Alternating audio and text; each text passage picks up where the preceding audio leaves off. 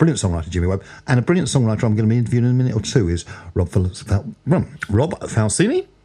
It sounds like I've been drinking already. Rob Falsini is joining me on the line in about 4 minutes' time. But before that, we're going to play the title track from his brand new CD, and that's The Streets. The Streets Are Never Fake.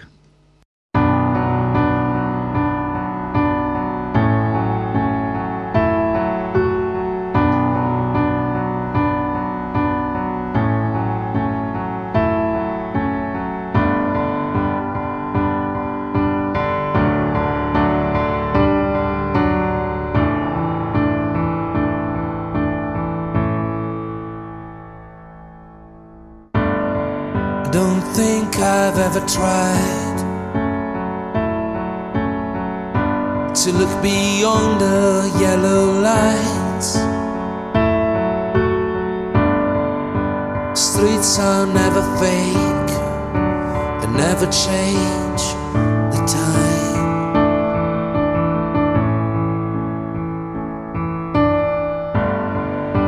But even if I could,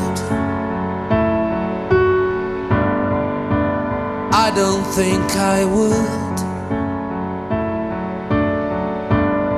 'cause the streets are never fake, but never cure a wound.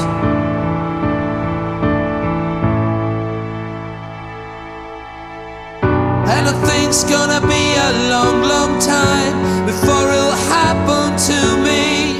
And I think's gonna take all my pride to let go of my fears, like a stone that has been thrown in the ocean by a sailor on the run.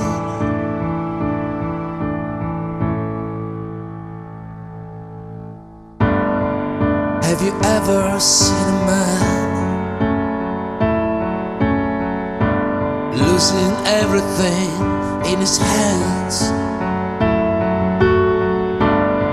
'Cause the streets are never fake, but often change their plans.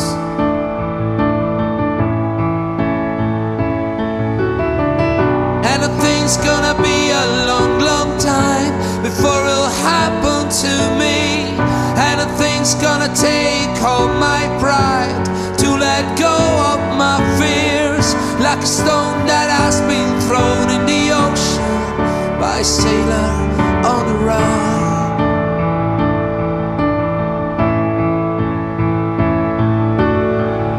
And I think I'm gonna have to reach the point from where I can go back. And if I can't get in, it doesn't matter, I'll stay there. And I think I'm gonna have to reach the point from where I can go back. And if I can't get in, it doesn't matter, I'll fight back. And I think I'm gonna have to reach the point from where I can go back, from where I can go back, from where I can go back. And I think's gonna be a long, long time. I think it's gonna be a long, long time. And I think's gonna be a long, long time before it'll happen to me. And I think it's gonna take all my pride to let go of my fears, like a stone that has been thrown in the ocean by a sailor on the run.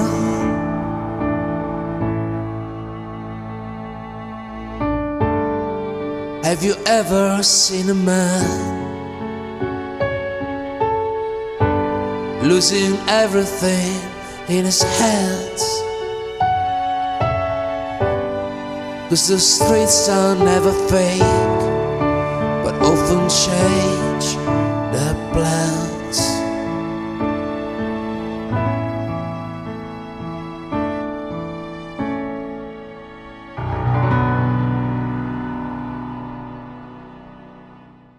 What a lovely song. The Streets Are Never Fake. And joined on the line is the singer and songwriter of that song, Rob Falsini. Welcome to the programme, Rob. Hi Craig, how you doing? Thanks for having me. It's a great pleasure. And it's a very interesting musical journey yourself, because you started life in Rome. Oh, yeah. Well, I moved to England. Now it's been good 12 years, Yeah. and I started to, I knew that there was a very good street performance scene in London, and I wanted to try. I think it's a very good way to reach out for people, and Yeah. and things happened, over the years, just because of the street performing. So many things like performing in shows in America, and now this again America coming back with this record deal. So everything because of a street performance that I think is quite incredible. Yeah. It is incredible, isn't it? What made you come to England with the view of performing on the streets? You know, being a street performer? Well, or- what happened is a few years before, I was doing every year. I would spend a couple of months in London, even more sometimes, and I saw these performers playing in Leicester Square, and Yeah. it was just magical. And I saw these guys being free, and performing for audiences like 200 people or something Yeah. like that, magical evenings, and so I thought, well, I want to do that. But at that time, I didn't have the money to buy the amp, so what I was doing, I was playing, Trafalgar Square without the amp, making Yeah. enough money just to for the experience. And then I just decided to do it. So I worked in Rome for maybe a year or two, saved a bit of money, and moved to England, bought a little amp, and then started from there. I wanted to play in Leicester Square or Covent Garden, although I knew it wasn't easy. But it took me a few months, but then I managed to get in Covent Garden, and then things changed. So. When you're playing at Covent Garden, were the other artists very territorial? Was it quite difficult to get in there? Well, the difficulty in Covent Garden is that it's normally the same performers that perform there. Yeah. You require an audition, and there's a certain standard that you have to meet, because you don't get many hours there. I mean, it's not like other places where people maybe play for 4 or 5 hours. Yeah. Sometimes what you have is only 40 minutes or an hour all throughout the day, and you gotta be able to engage a crowd and put on like a real kind of show, and justify the thing also financially, because that's where people make their living. So Yeah. if you can't do that, they turn you down. They say just go somewhere else and get some experience, and then maybe come back and try again. So it took a while to figure out the way to engage a crowd and keep them, the attention high. So it's not very easy because of that. But, once you get in, it's not that complicated. Before we move on to when the success started happening, were you writing originally in Italian, or did you always write in English and Italian? Not really, never. Never in Italian, no. Never.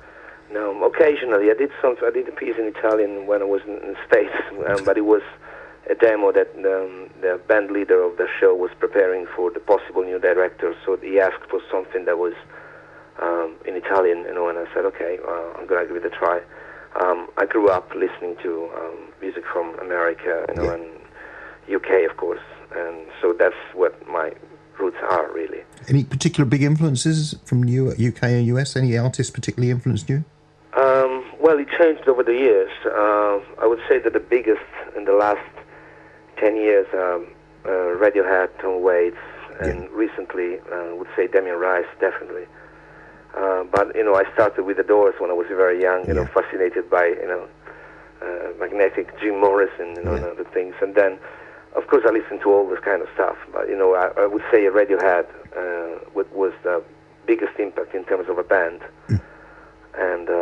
And then I went more into a songwriter kind of scene. I'm more interested, of course, because I don't perform with a band at the moment. So basically acoustic.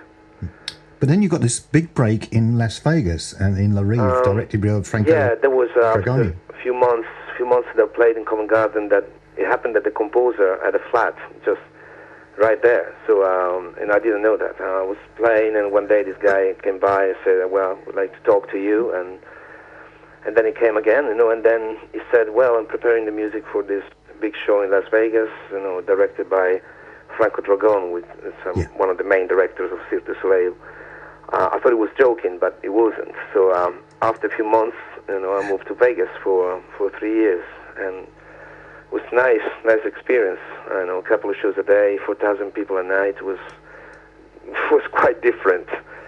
But of course I learned lots of stuff over there because I was projected into this reality of incredible musicians and seeing the actual creation of the music with my eyes, there while it was created. So it was fantastic. It's amazing that's playing in Covent Garden as a street entertainer, passing a hat round, and one of those people who watched you and came there, must have taken a bit of a leaving. So come to Las Vegas. I'm putting a show together. But I think it's the location, it's the place because it's a place where people go intentionally to see talent, to be entertained, by music or other things. It's potentially free, and because the level again is quite high, so families go there, and also all kind of people really. So it can happen. You meet a director. Many performers over there done things like have songs in movies, or there's one that performed with Peter Gabriel. So it's not that uncommon. No. I think it's because of the place. Yeah, putting yourself in the right place. Yeah. In the shop window. Yeah. In the right flat. Absolutely. That's a fantastic story. Now, you moved back to the UK, that was later in 2008? 2008, yes. Yeah. And what? We had starting to raise a family and everything. So we went back to UK, and then I started to play again Covent Garden with the idea of focusing more on writing songs. Because when I started in Covent Garden, I didn't have my albums with me. I was just doing a random selection of cover songs. Yeah. I got a bit fed up with it, and I started to say, okay, you know what, I want to do my own thing. So I did about 3 albums in that from 2008 up till now, and I wanted to do the busking with a different approach and play more original songs than cover songs, although I still do covers, but it was an experiment, and it's going fine, definitely. And you had this interesting story about you got a release in South Korea as well, or some success in South Korea. Yeah, that happened. Well, I think I was approached by the end of 2013.